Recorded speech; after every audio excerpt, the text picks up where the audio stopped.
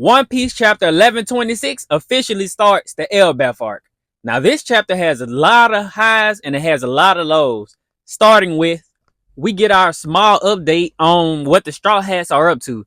So we learned that they are almost in Elbaf. They've been sailing for about 2 days and they've been drinking on something called absinthe, which is I think it translates to green fairy, and it makes people hallucinate. While doing all this or drinking all this, our OG crew, you know, Luffy, Zoro, Nami, Sanji, Chopper, and Usopp, they all just vanish out of nowhere. Even the Sunny starts to vanish out of nowhere. I think it'll be interesting to see where this plot point leads to. We get our yearly Shanks appearance, and he's shown to be standing on business against Bartolomeo. And you know, we all know from the cover story where Bartolomeo set the red hair Jolly Roger on fire, and we all know that when you say the Jolly Roger on fire, that means you claiming war against whoever's Jolly Roger it is you setting fire against. So Bartolomeo is on his knees beating up No Diddy, and is just basically pleading for Shanks to just leave him alone.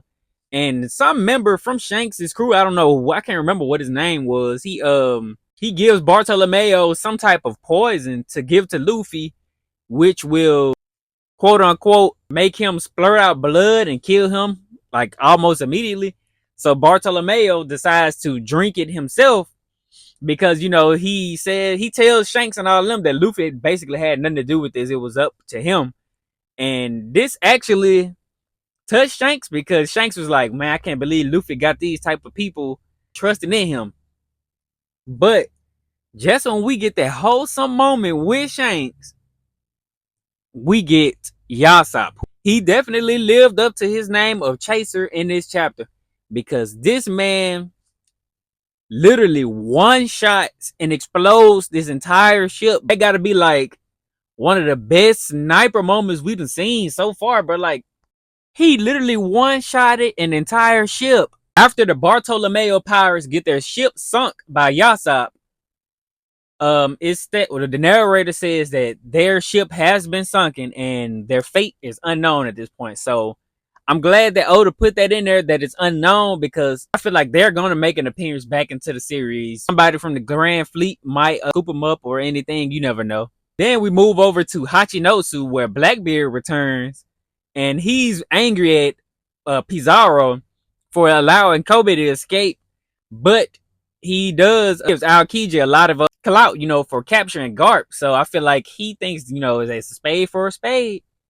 And he calls on to Luffy, who's supposedly spying on the revolutionaries. I'm wondering where this connection is coming from. Like, what the Blackbeards got to do with the revolutionaries, and Luffy keeping eyes on the revolutionaries and what they're going on to do at Marijois. So we definitely gotta talk about that in a future video.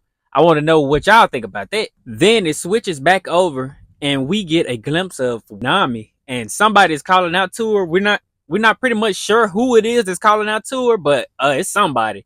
And she is in a whole new fit and a whole new location that looks like Legos, and she has a sword like on her back, and the chapter just ends right there, bro, with no break next week. This chapter, like, it got me thinking, and I got a lot of theory videos that's got to be coming out soon because, bro, like, what? Look at that. Like, what kind of ending is that? Like, Elbaf is a Lego island? Like, first of all, how did they get lost? Are they just drunk and hallucinating like it said? Or what? I want to know what y'all think. Did you like this chapter of One Piece? Let me know down in the comment section below.